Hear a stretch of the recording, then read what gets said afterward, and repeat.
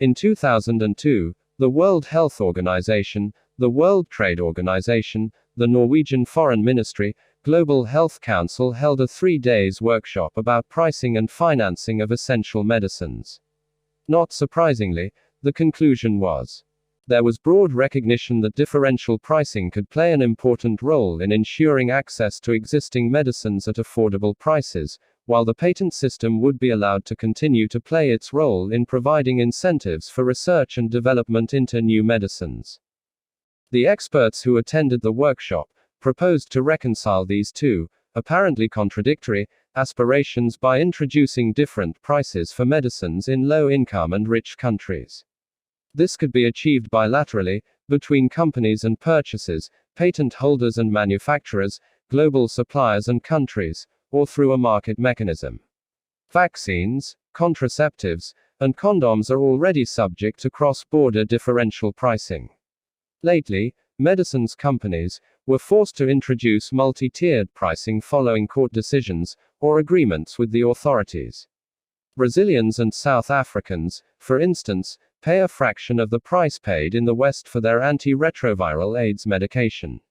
Less likely, industrialized countries may also impose price controls, using low-income country prices as benchmarks.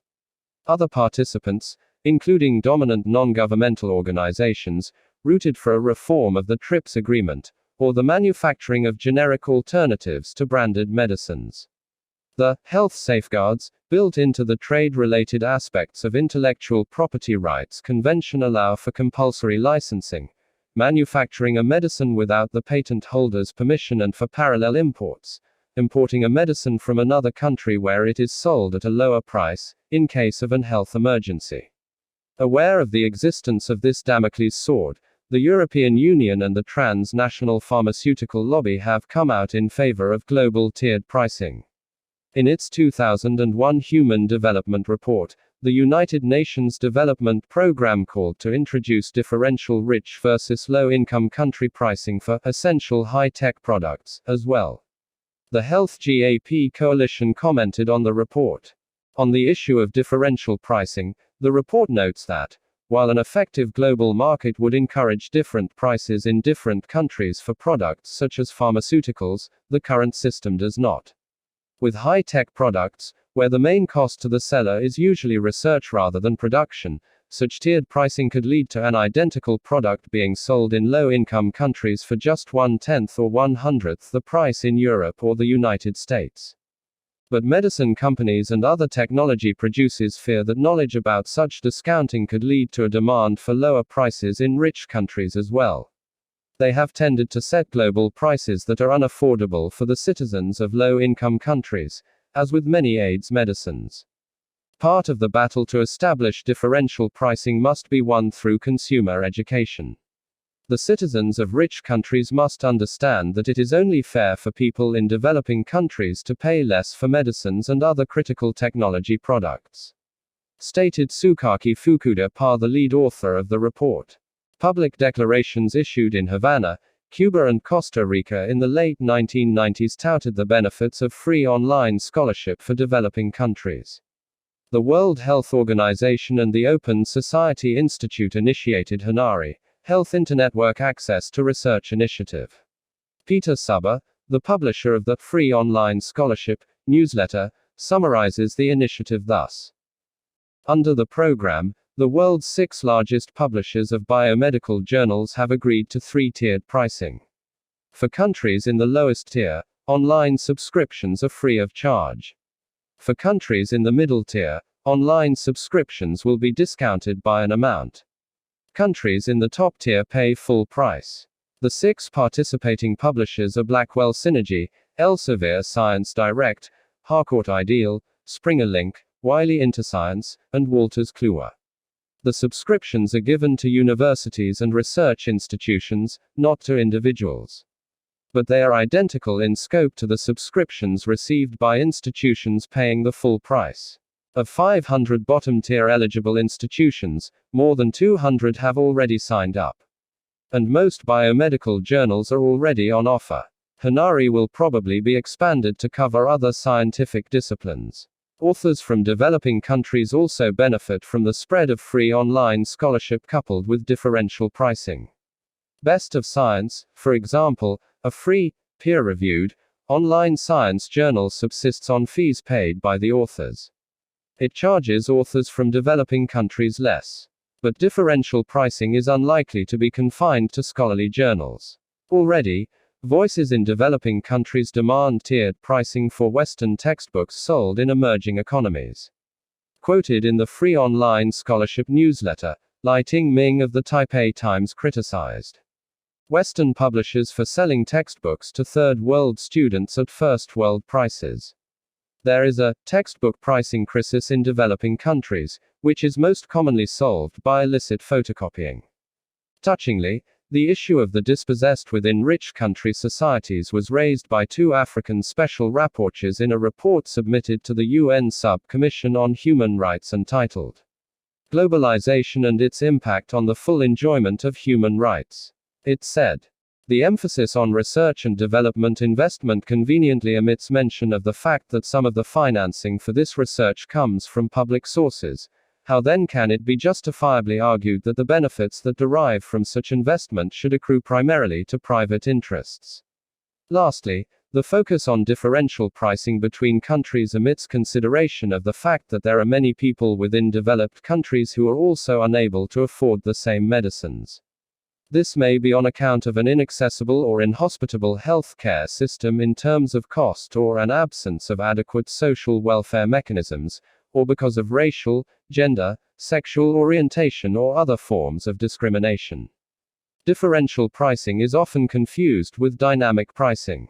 Bob Gressens and Christopher Brusso define dynamic pricing, in their paper, The Value Propositions of Dynamic Pricing in Business-to-Business E-Commerce, as the buying and selling of goods and services in markets where prices are free to move in response to supply and demand conditions. This is usually done through auctions or requests for quotes or tenders. Dynamic pricing is most often used in the liquidation of surplus inventories and for e-sourcing. Nor is differential pricing entirely identical with nonlinear pricing. In the real world, prices are rarely fixed. Some prices vary with usage, pay-per-view, in the cable TV industry, or pay-per-print, in scholarly online reference. Other prices combine a fixed element, for example, a subscription fee with a variable element, for example, payment per broadband usage. Volume discounts, sales, cross-selling, 3 for the price of 2, are all examples of nonlinear pricing. Nonlinear pricing is about charging different prices to different consumers, but within the same market. Hal Varian of the School of Information Management and Systems at the University of California in Berkeley summarizes the treatment of price discrimination in Pigou's seminal 1920 tome, The Economics of Welfare. First-degree price discrimination means that the producer sells different units of output for different prices, and these prices may differ from person to person. This is sometimes known as the case of perfect price discrimination. Second-degree price discrimination means that the producer sells different units of output for different prices, but every individual who buys the same amount of the good pays the same price. Thus, prices depend on the amount of the good purchased, but not on who does the purchasing. A common example of this sort of pricing is volume discounts. Third-degree price discrimination occurs when the producer sells output to different people for different prices, but every unit of output sold to a given person sells for the same price. This is the most common form of price discrimination, and examples include senior citizens discounts, student discounts, and so on. Varian evaluates the contribution of each of these practices to economic efficiency in a 1996 article published in First Monday. First-degree price discrimination yields a fully efficient outcome, in the sense of maximizing consumer plus producer surplus. Second-degree price discrimination generally provides an efficient amount of the good to the largest consumers, but smaller consumers may receive inefficiently low amounts. Nevertheless, they will be better off than if they did not participate in the market. If differential pricing is not allowed, groups with small willingness to pay may not be served at all. Third-degree price discrimination increases welfare when it encourages a sufficiently large increase in output. If output doesn't increase, total welfare will fall. As in the case of second-degree price discrimination, third-degree price discrimination is a good thing for niche markets that would not otherwise be served under a uniform pricing policy. Strictly speaking, global differential pricing is none of the above. It involves charging different prices in different markets, in accordance with the purchasing power of the local clientele, their willingness and ability to pay, or in deference to the political and legal clout. Differential prices are not set by supply and demand and, therefore, do not fluctuate. All the consumers within each market are charged the same, prices vary only across markets. They are determined by the manufacturer in each and every market separately in accordance with local conditions. A 2001 World Health Organization background paper titled, "More Equitable Pricing for Essential Medicines," discovered immense variations in the prices of medicines among different markets. But, surprisingly, these price differences were unrelated to national income. Even allowing for price differentials, the 1-month cost of treatment of tuberculosis in Tanzania was the equivalent of 500 working hours, compared to 1.4 working hours in Switzerland. Why didn't medicine prices adjust to reflect indigenous purchasing power? According to the International Chamber of Commerce, differential pricing is also, perhaps mostly, influenced by other considerations such as transportation costs, disparate tax and customs regimes, cost of employment, differences in property rights and royalties, local safety and health standards, price controls, quality of internal distribution systems, the size of the order, the size of the market, and so on. Differential pricing was made possible by the application of mass manufacturing to the knowledge society. Many industries, both emerging ones, like telecommunications, or information technology, and mature ones, like airlines, or pharmaceuticals, defy conventional pricing theory. They involve huge sunk and fixed costs, mainly in research and development and plant. But the marginal cost of each and every manufactured unit is identical, and vanishingly low. Beyond a certain quantitative threshold, returns skyrocket and revenues contribute directly to the bottom line. Consider software applications. The first units sold cover the enormous fixed and sunk costs of authoring the software and the machine tools used in the manufacturing process. The actual production, variable, or marginal, cost of each unit is a mere few cents, the wholesale price of the SD cards or CD-ROMs consumed. Thus, after having achieved break-even, sales revenues translate immediately to gross profits. This bifurcation, the huge fixed costs versus the negligible marginal costs, vitiates the rule, set price at marginal cost. At which marginal cost? To compensate for the sunk and fixed costs, the first marginal units must carry a much higher price tag than the last ones. Hal Varian studied this problem. His conclusions was: 1. Efficient pricing in such environments will typically involve prices that differ across consumers and type of service. 2. Producers will want to engage in product and service differentiation in order for this differential pricing to be feasible. And 3. Differential pricing will arise naturally as a result of profit seeking by firms. It follows that differential pricing can generally be expected to contribute to economic efficiency. Differential pricing is also the outcome of globalization.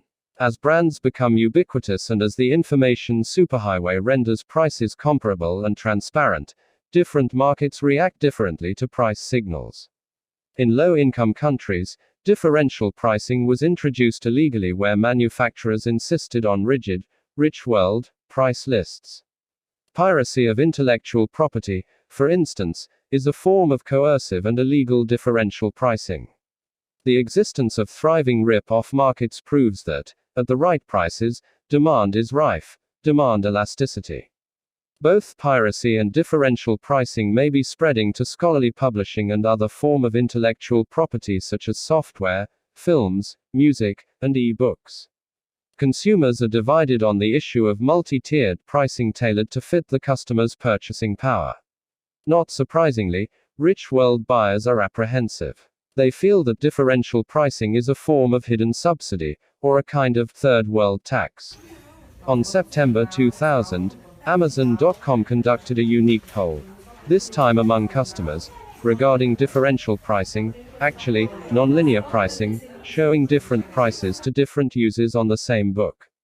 42% of all respondents thought it was discrimination, and should stop, but a surprising 31% regarded it as a valid use of data mining. A quarter said it is okay, if explained to users.